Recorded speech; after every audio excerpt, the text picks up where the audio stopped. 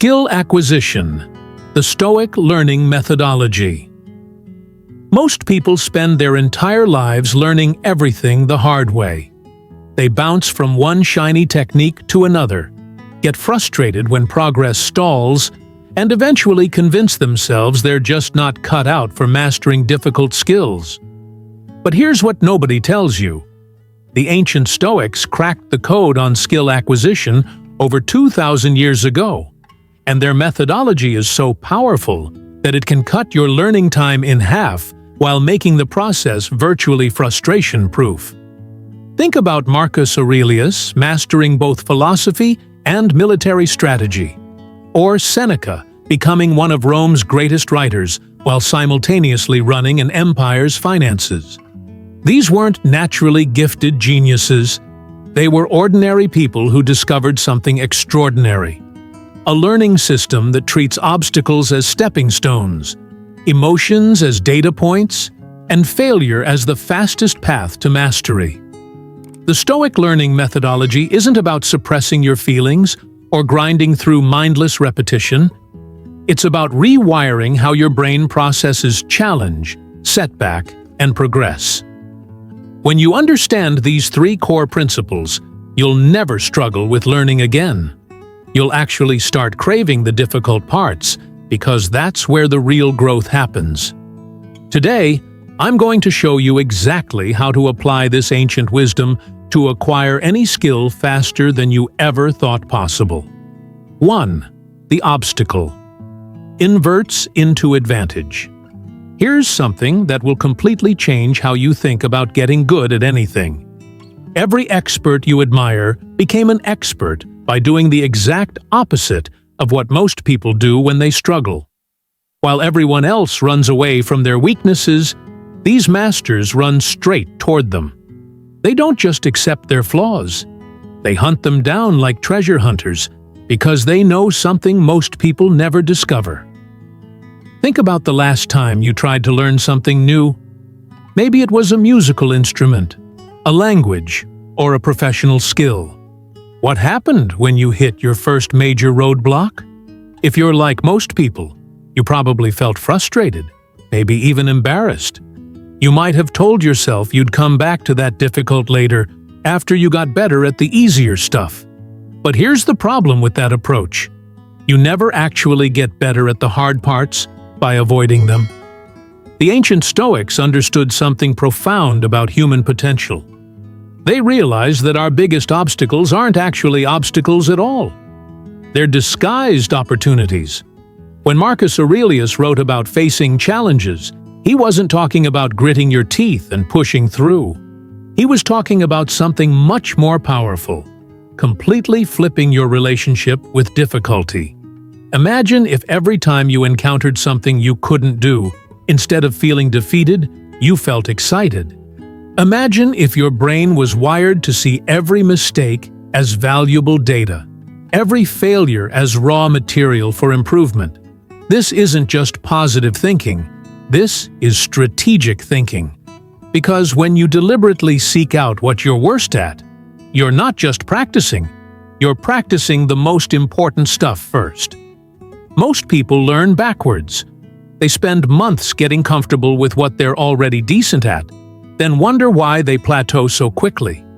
They create these elaborate practice routines that carefully avoid their weak spots.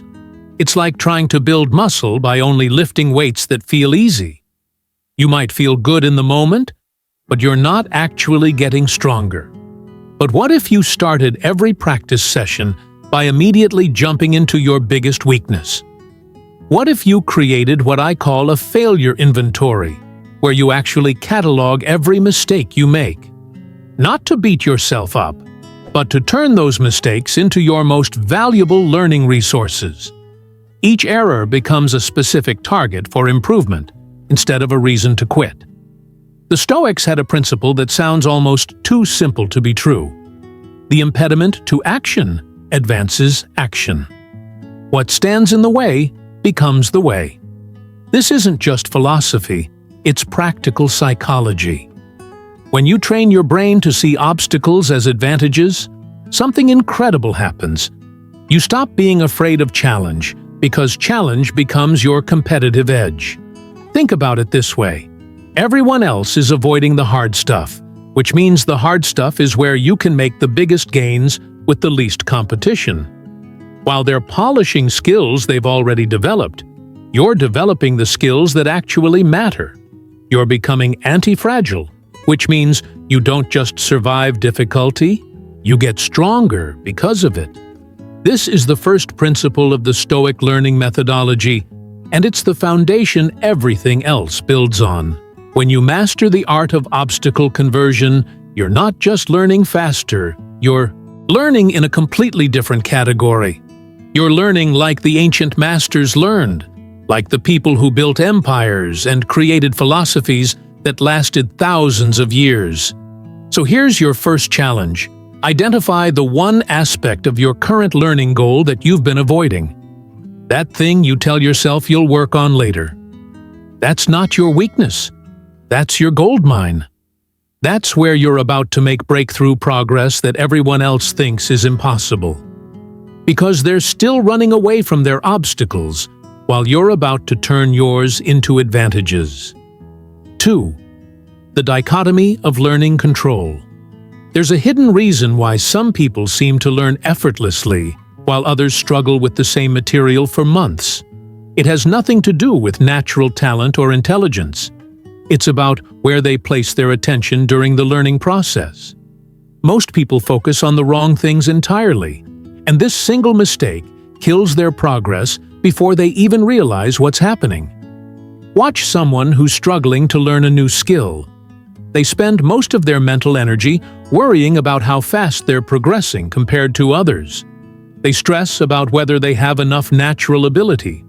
They constantly check if they're on track to reach their goals by their self-imposed deadline. All of this seems logical, but it's actually the fastest way to sabotage your own learning. Here's what's really happening. They're pouring their limited mental resources into things they have zero control over. It's like trying to steer a car by focusing on the destination instead of the road in front of you. You'll crash every time because you're not paying attention to what actually determines where you end up. The ancient Stoic philosopher Epictetus spent his entire life studying this problem. He discovered that human beings have a finite amount of mental energy each day, and where you direct that energy determines everything. He divided the world into two categories: things you control and things you don't control. This sounds simple, but when you apply it to learning, it becomes a superpower. Imagine walking into your next practice session with laser focus on only the things you directly control. Your effort level, your attention quality, your chosen method, your consistency. These are your controllables. Now imagine completely releasing all mental energy you've been wasting on uncontrollables.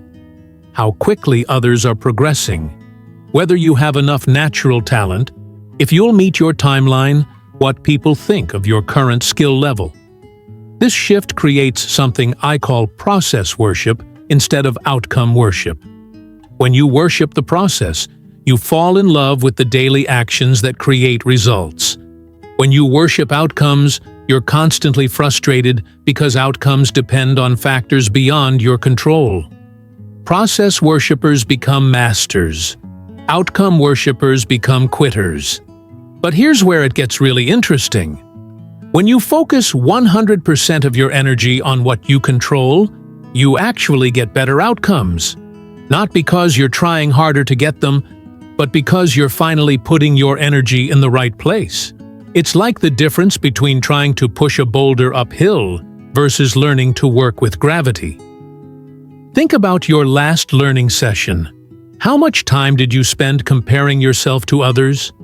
How much mental energy went toward worrying about your progress timeline? How often did you get distracted by thoughts about whether you're naturally gifted enough? All of that energy was stolen from the things that actually make you better. Focusing deeply, practicing deliberately, staying consistent. The dichotomy of control isn't just a philosophy concept. It's a practical tool that changes everything. Every time you sit down to learn, you make a choice. Waste energy on uncontrollables or invest energy in controllables. Masters make this choice consciously. Beginners make it accidentally. Here's how to apply this immediately. Before your next practice session, write down 3 things you control about your learning and 3 things you don't control. Commit to thinking only about the controllables during your session. When your mind drifts to the uncontrollables, gently redirect it back to your controllables list. This is the second principle of Stoic learning methodology. When you master the dichotomy of control, something remarkable happens. Learning stops feeling overwhelming because you're only focusing on manageable pieces. Progress accelerates because all your energy goes toward productive actions. Frustration disappears because you're no longer fighting battles you can't win. Most importantly, you develop what Epictetus called the discipline of focus. You become someone who can direct their attention deliberately instead of letting it scatter randomly. This skill alone will make you better at learning anything for the rest of your life. The ancient Stoics understood that control is not about controlling everything. It's about controlling the right things completely. When you apply this to learning, you don't just get better results. You enjoy the process more because you're finally playing a game you can actually win. 3. Memento mori learning. Most people approach learning like they have unlimited time. They procrastinate on the important practice sessions. They delay tackling difficult concepts. They convince themselves they'll get serious about improvement tomorrow, next week, or next month. This comfortable delusion is quietly destroying their potential, and they don't even realize it's happening. But what if you knew that your next learning session might be your last chance to master this skill? Not because something terrible is going to happen, but because life is unpredictable and opportunities don't wait forever. How would that change the way you approach practice? How would it change your focus, your intensity, your commitment to squeezing every drop of value from each moment? The ancient Stoics had a practice called memento mori, which means remember death. This wasn't about being morbid or depressing. It was about using the reality of limited time to create urgency without pressure. There's a huge difference between panic and purposeful urgency. Panic makes you scattered and anxious. Purposeful urgency makes you focused and determined. When you truly understand that your time is limited, something powerful happens to your learning. You stop wasting sessions on busy work that feels productive but doesn't actually improve your skills. You stop avoiding the challenging parts that require real effort. You stop settling for half-hearted practice that barely moves the needle. Instead, you develop what I call last lesson thinking. You approach each practice session as if it might be your final opportunity to get better at this skill. This creates a completely different kind of energy. You're not stressed about perfect performance because you know perfection isn't the goal, maximum value extraction is the goal. Think about how differently you'd approach learning if you only had 10 more practice sessions left. You wouldn't waste time on activities that barely challenge you. You wouldn't spend half your session scrolling through your phone or getting distracted by unimportant details. You'd focus on the highest impact activities that give you the biggest improvement in the shortest time. This is exactly how masters think, even when they have plenty of time available. They've internalized the urgency that comes from understanding how precious each learning opportunity really is. They don't need external deadlines to create focus because they've developed internal urgency based on the reality of limited time. Memento mori learning eliminates perfectionism because perfectionism is a luxury you can't afford when time is limited. Instead of trying to execute everything flawlessly, You focus on learning as much as possible from each attempt. Mistakes become valuable data instead of sources of frustration. Imperfect practice becomes more valuable than perfect procrastination. Here's what changes when you adopt last lesson thinking. You show up differently to every practice session. You prepare more thoughtfully because you know this time matters. You focus more intensely because you can't afford to waste attention. You push yourself harder because comfort zones are expensive when opportunities are limited. This creates a positive cycle that accelerates your learning beyond what most people think is possible. Urgency creates focus. Focus creates better practice. Better practice creates faster improvement. Faster improvement creates motivation. Motivation sustains urgency. The cycle feeds itself. But remember, this isn't about creating stress or anxiety. It's about creating the kind of focused intensity that comes from truly valuing your time. When you practice memento mori learning, you're not worried about running out of time because you're making the most of the time you have. This is the third principle of Stoic learning methodology. When you combine obstacle conversion with control focus and add memento mori urgency, you're not just learning efficiently. You're learning with the intensity of someone who understands that every moment of improvement is a gift that shouldn't be wasted. 4. The discipline of desire applied to skills. Here's a question that will expose the biggest problem with how most people approach learning. When you think about getting good at your chosen skill, what of the journey excites you most? If you're honest, you're probably imagining the end result. You picture yourself as the accomplished guitarist, the fluent speaker, the skilled programmer. You fantasize about the applause, the recognition, the feeling of mastery. There's nothing wrong with wanting those outcomes. But here's the trap. You're training your brain to desire only the destination while viewing the journey as something to endure. This creates a psychological problem that kills more learning dreams than lack of talent ever could. You're essentially teaching yourself to be unhappy with 99% of your learning experience. Think about it. Even if you practice every day for a year, you'll only feel truly accomplished for a tiny fraction of that time. The rest will be struggle, confusion, mistakes, and gradual progress that feels invisible day to day. If you only enjoy the mastery moments, you're setting yourself up for months or years of dissatisfaction. The ancient Stoics understood something profound about human psychology. You can train your desires just like you can train your muscles. They developed what they called the discipline of desire, which means learning to want what's actually happening instead of constantly wishing for something different. When you apply this to skill development, it changes everything. Instead of desiring only the mastery phase, you train yourself to genuinely desire the struggle phase. Instead of tolerating the plateau periods, you learn to love them. Instead of seeing mistakes as obstacles to your happiness, you see them as exactly what you want to be experiencing because they're signs that you're pushing your limits. This isn't fake positivity or pretending that difficulty is easy.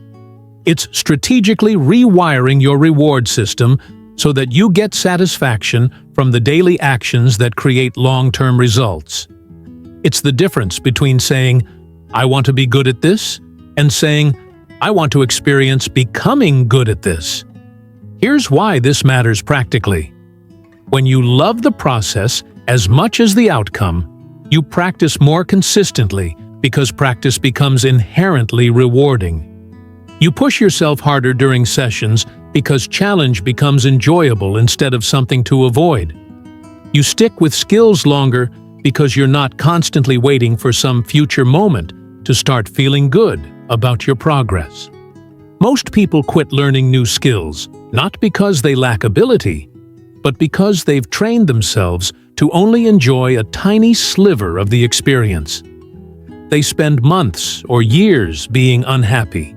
waiting for some magical moment when they'll suddenly feel accomplished.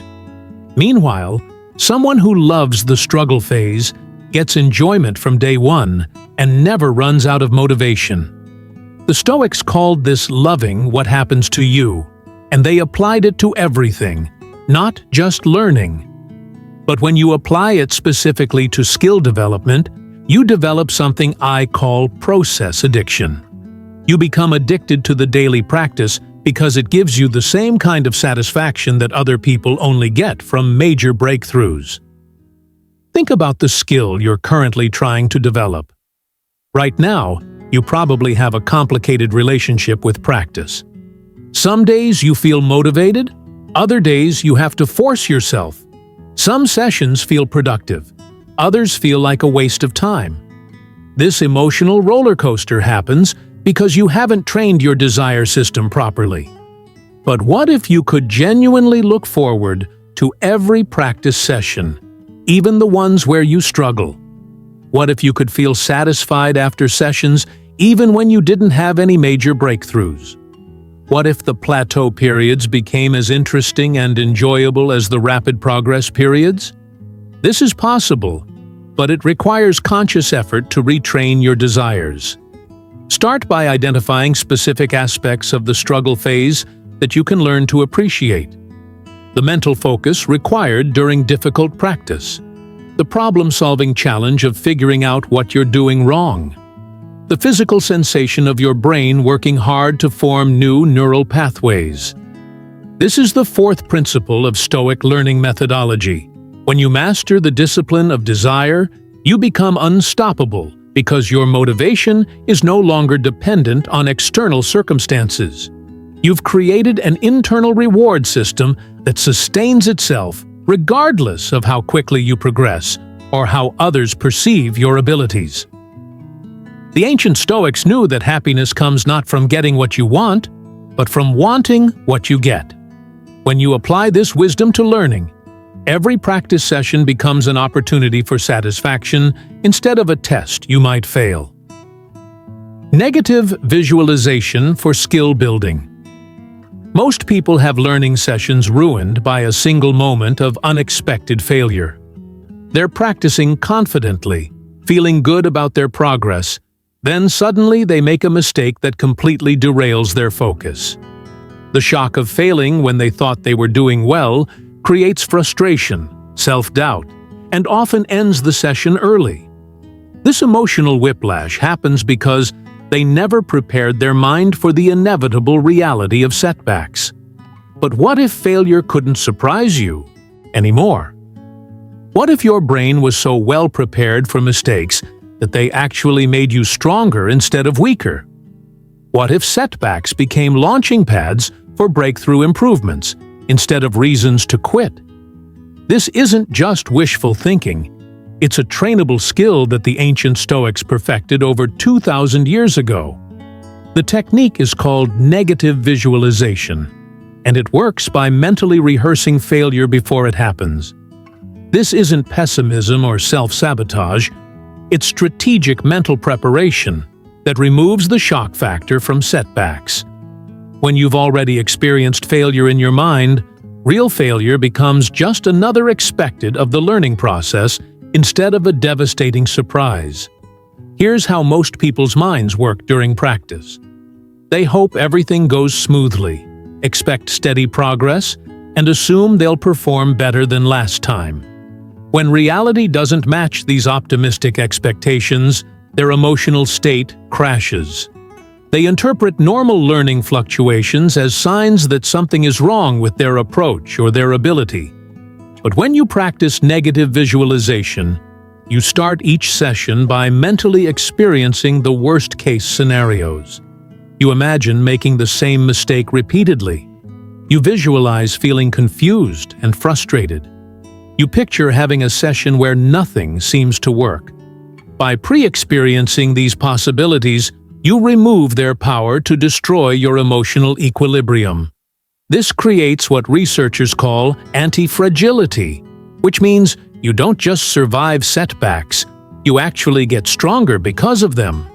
When failure happens, and you've already rehearsed it mentally, Your brain treats it as confirmation that you prepared well rather than evidence that you're inadequate.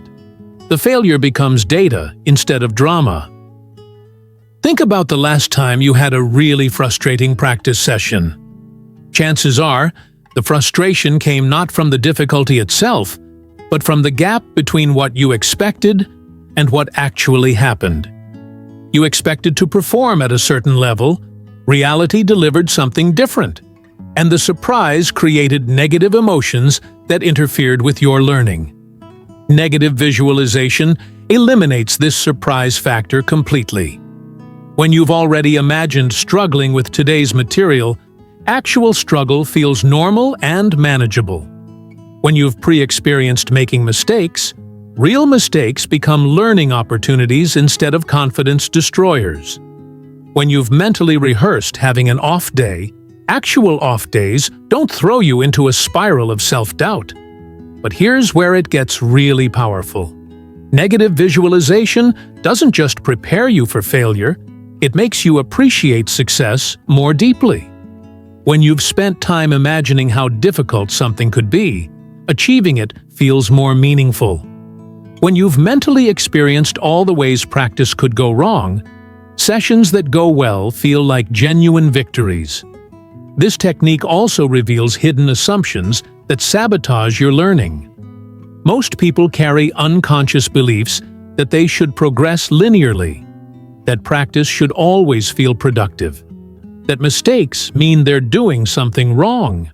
Negative visualization forces you to confront these unrealistic expectations and replace them with more accurate mental models of how learning actually works. Professional athletes use negative visualization constantly. They mentally rehearse missing important shots, losing crucial games, performing poorly under pressure. This isn't because they want these things to happen, but because they want to be psychologically prepared if they do happen. The mental rehearsal removes the shock and helps them respond more effectively when challenges arise. You can apply this same principle to any skill you're developing. Before each practice session, spend 2 minutes imagining specific ways the session could go poorly. Visualize making the mistakes you're most likely to make. Picture yourself feeling frustrated or confused. Imagine struggling with concepts that seemed easy yesterday. This is the 5th principle of Stoic learning methodology. When you master negative visualization, setbacks become stepping stones instead of roadblocks. You develop psychological immunity to the emotional ups and downs that derail most people's learning journeys. Failure becomes familiar territory instead of foreign threat. The ancient Stoics understood that the mind is like a muscle that needs to be trained for resilience. Negative visualization is resistance training for your psychology. It prepares you to handle learning challenges with the same calm strength that allows masters to improve consistently, regardless of circumstances. 6. The view from above. Right now, as you're learning your current skill, you're probably zoomed in very close to your daily experience. You notice every small frustration, every tiny setback, every moment when progress feels slower than you'd like. This microscopic view of your learning journey is natural, but it's also one of the biggest obstacles to long-term success. You're so focused on the immediate details that you've lost sight of the bigger picture. The ancient Roman emperor Marcus Aurelius had a practice that completely changed how he handled daily challenges.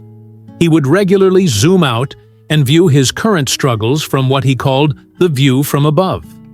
Instead of being trapped in the moment-to-moment emotions of difficulty, he would imagine looking down at his situation from a cosmic perspective, seeing it as one small moment in the vast timeline of human existence. When you apply this technique to learning, something remarkable happens to your emotional relationship with struggle. Those frustrating practice sessions that feel overwhelming when you're in the middle of them suddenly seem manageable when viewed from above. The plateau periods that make you want to quit become visible as normal, temporary phases that every learner experiences. Think about a skill you learned years ago that you now take for granted. Maybe it's reading, driving, or basic computer use. Can you remember the specific moments of frustration you felt while learning it?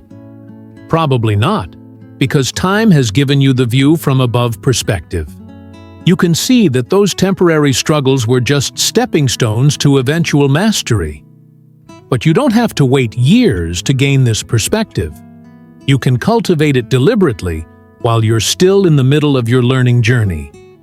When you're having a difficult practice session, instead of getting lost in the immediate frustration, zoom out and see this moment as one tiny dot on the vast timeline of your skill development.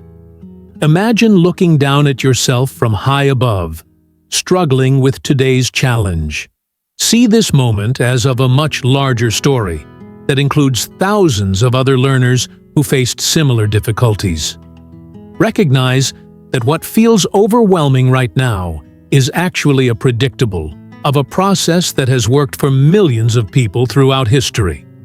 This perspective shift doesn't minimize your current challenges or invalidate your feelings. Instead, it puts them in context. Your struggle becomes normal rather than exceptional, temporary rather than permanent, meaningful rather than meaningless.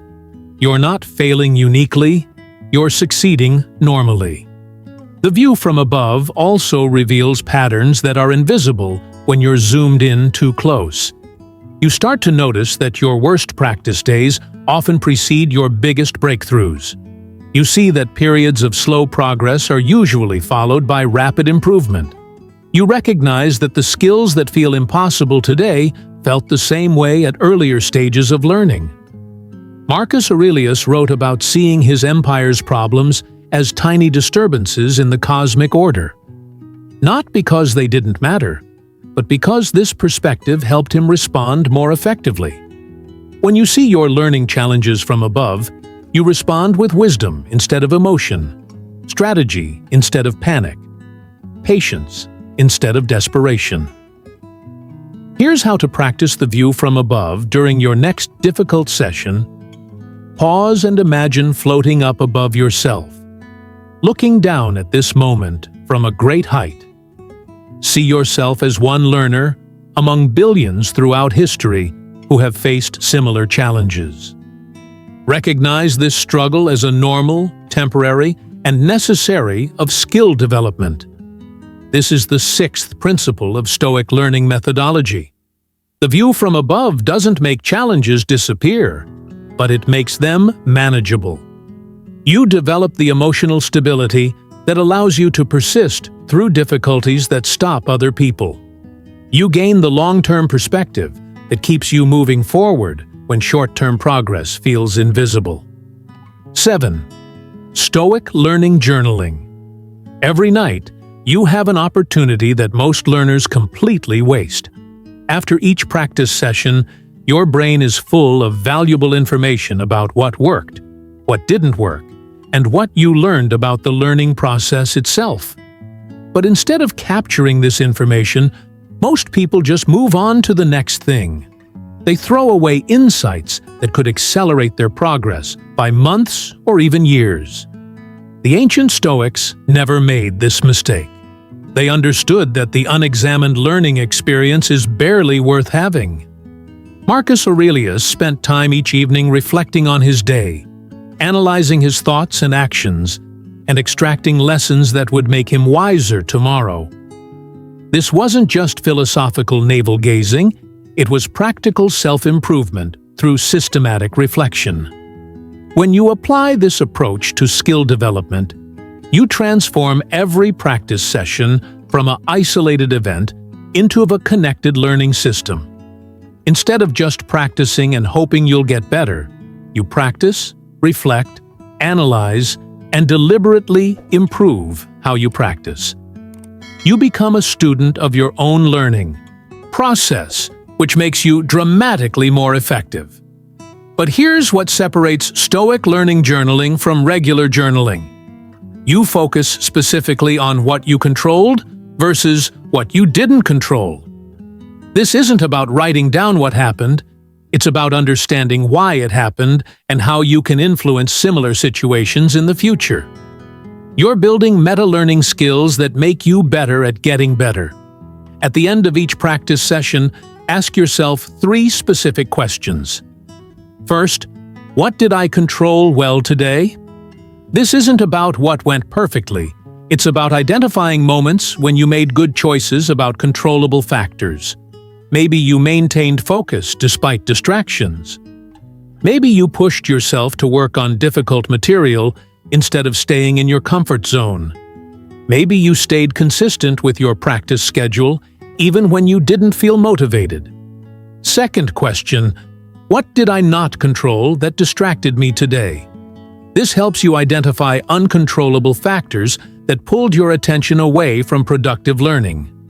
Maybe you got frustrated because another learner seemed to be progressing faster. Maybe you worried about whether you have enough natural talent. Maybe you spent mental energy on concerns about your timeline or other people's opinions. Third question, what will I control differently tomorrow? This transforms your reflection into actionable improvements for future sessions. Based on what you learned today, what specific adjustments will you make to your approach? How will you better direct your attention toward controllables and away from uncontrollables? This 3-question framework does something powerful. It treats your emotional responses to difficulty as data instead of drama.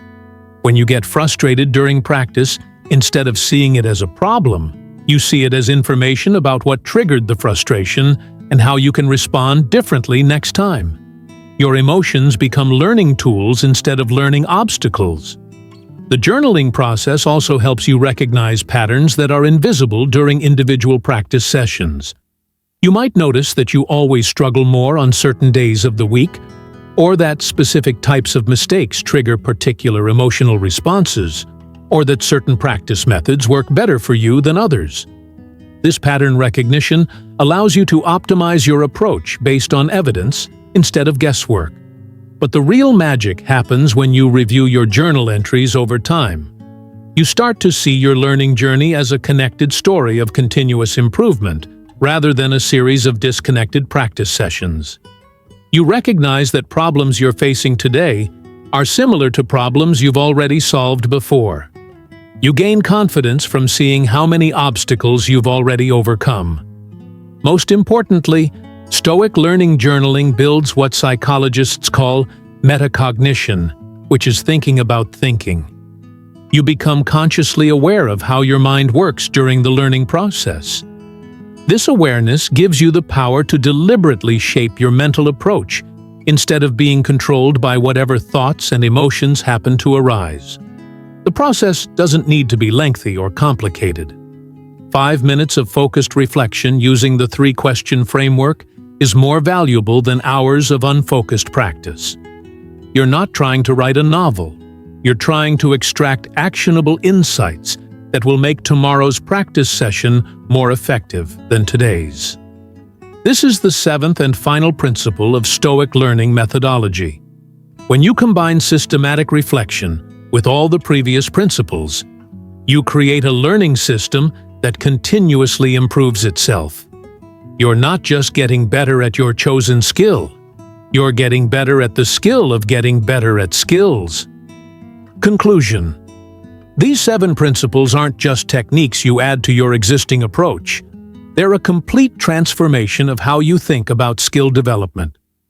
When you combine obstacle conversion with control focus, add memento mori urgency and discipline of desire, strengthen yourself with negative visualization, maintain perspective through the view from above, and systematically improve through Stoic journaling, you're not just learning faster, you're learning in a fundamentally different category.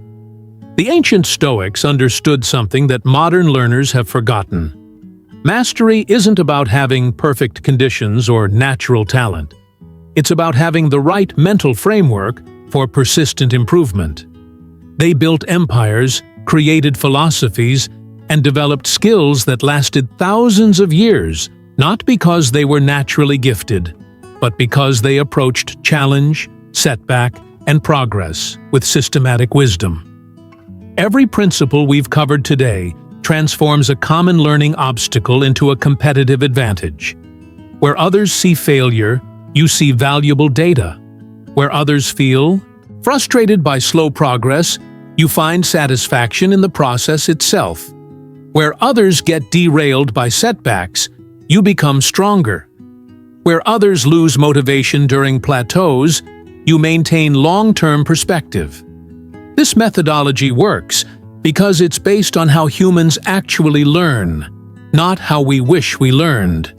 It accounts for the reality of difficulty, the inevitability of setbacks, and the psychology of motivation. It gives you tools that work regardless of your natural ability, available time, or chosen skill. The Stoics believed that philosophy without action is worthless. These principles only matter if you actually apply them. Choose one technique that resonated with you today and implement it in your next practice session. Build the habit gradually, add new principles over time, and watch as your learning capacity transforms completely. You now have the same methodology that created some of history's greatest minds. The question isn't whether it works. The question is whether you'll use it.